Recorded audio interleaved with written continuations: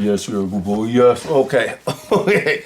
We gotta get started, buddy. We gotta get started. What is happening, people, and welcome to today's video that's actually going to be a training commentary where I include a bunch of pretty unique exercises that maybe none of you have seen before, especially on my bench day as well as my squat day. So you're gonna wanna stay all the way to the end to check those out because you might wanna include them in your regimen. Now, I've come to the conclusion that about 4 or 5 years ago when I moved into my old place, I stopped training with any type of intensity or intention or purpose because I was always exhausted from carrying trees around and doing manual labor just constantly. However, all of that has changed. I'm back at Never Say full time with some old friends and I'm having a blast with my training for the first time in a very long time, and all these things have added up to some really, really good progress already. So I'm really excited to share this with you. Let's jump right in and let me show you what I've been up to. All right, so we're kicking this off with my deadlift day. I'm currently training 4 times a week. The deadlift, the overhead press, squat, and then the bench. Now here you're seeing me using some wagon wheels, and this is part of a giant set that started out with the kettlebell swings for about 8 to 10 reps directly into the wagon wheel deadlift and then into the standing ab wheel rollouts. Now it's really exciting to be back at Never Say, especially with some old friends. You'll see some of them throughout this video, but I get to use a lot of toys that I did not have access to at my old home gym. And already I can do different variations that I couldn't do before, kind of like you're seeing with these wagon wheel deadlifts. Here is 550 pounds. It felt heavier than I expected it to, but it went just fine. You can see Uncle Nick there in the background. You'll see him popping around quite a few of these videos. And of course my wife Elena, you'll see her around as well.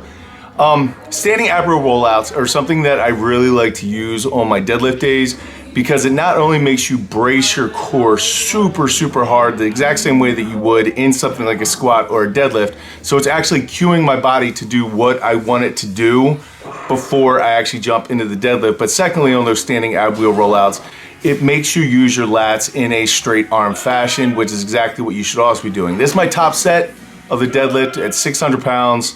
For a triple, it went pretty well. It actually felt just about as heavy, if not lighter, than the 550 because I kind of misgrooved on the 550 and that wasn't the best lift.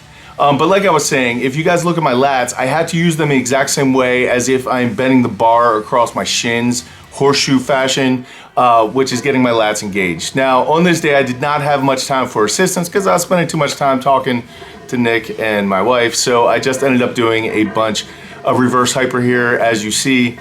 I don't really know the weight.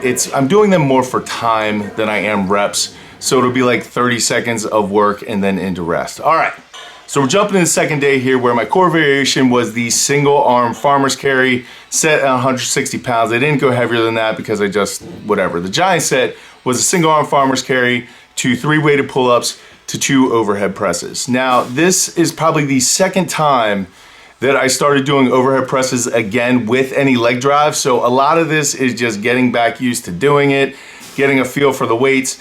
And if you guys didn't know, I tore my bicep about a year ago and didn't get surgery or anything like that. So my overhead pressing has suffered the most. My bench pressing has also suffered, but the overhead pressing is really the problem because the bicep is such a stabilizer for this movement. So that's why the weights are so much lighter than you guys have seen in the past. However, they're coming back and it's feeling good. That said, my jerk form here absolutely sucks. I am really just doing a push press. And so I talked to Uncle Nick afterwards and we were just discussing things that are gonna help me improve that. And he believes that after watching me that I probably can get another 2 inches drop down in the jerk position. And doing that will absolutely help me move a lot more weights in a little bit better fashion. Weighted pull-ups back to 100. There is 235. This was my heaviest set of the day, but you can see I'm kind of push pressing and then pressing the rep out to finish it, which is the exact opposite of what I want to be doing on any sort of jerk. So a little bit of technique work there and it should work really well.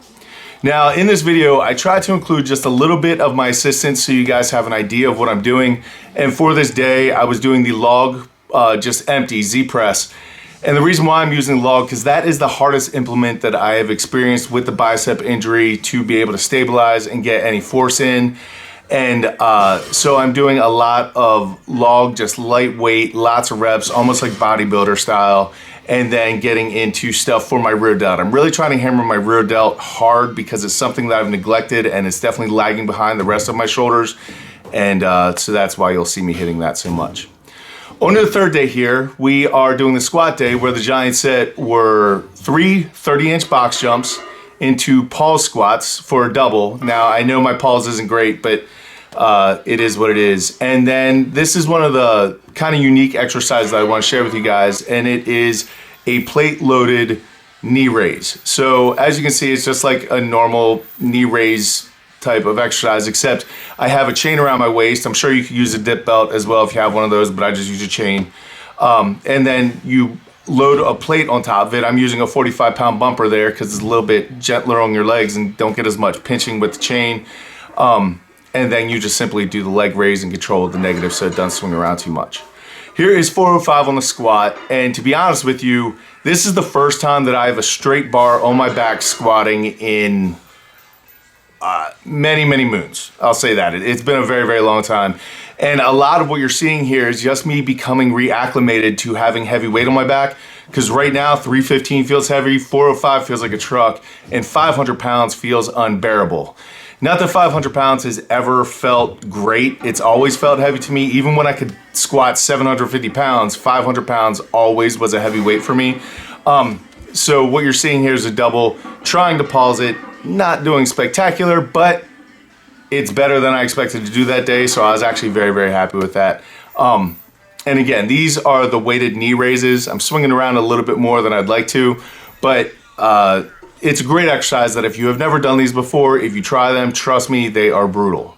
Now, what you're seeing here is I'm trying to build my upper back and posterior chain strength a lot more, and so I'm doing the lightweight front squats, and these are called Rubish deadlifts, named by Pete Rubish, who is an amazing lifter. I love that guy, he's awesome.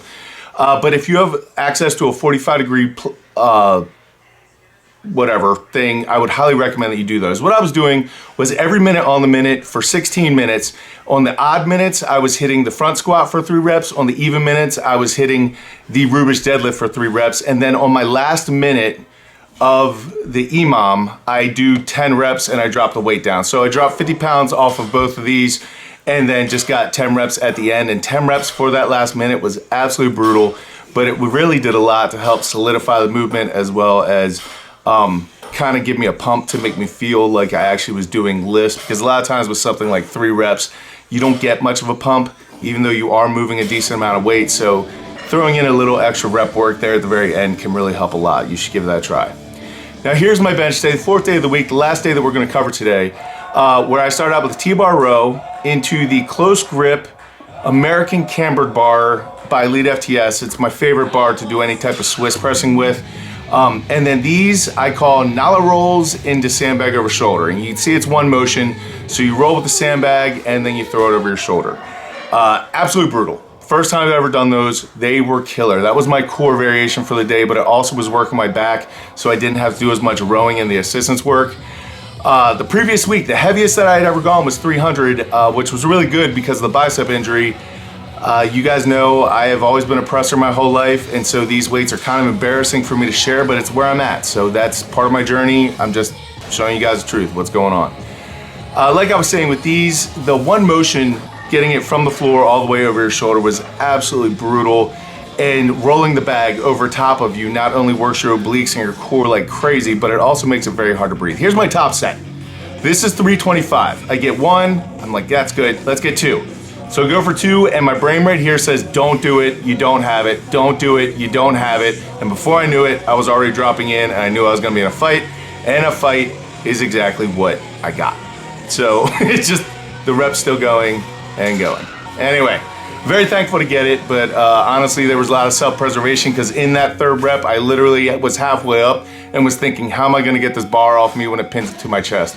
So it is what it is. Now here you see me just dropping the weight back. Again, like I talked about earlier, took 100 pounds off the bar and just started getting after it and doing a bunch of reps just as some volume work. Volume work isn't something that I really integrated back into my training quite yet because of my soreness and my CNS. I'm kind of trying to catch back up to where I'm at, but I'm trying to build that work capacity. So assistance has become very important to me, but the volume work has kind of been the thing that's kind of sliding out currently.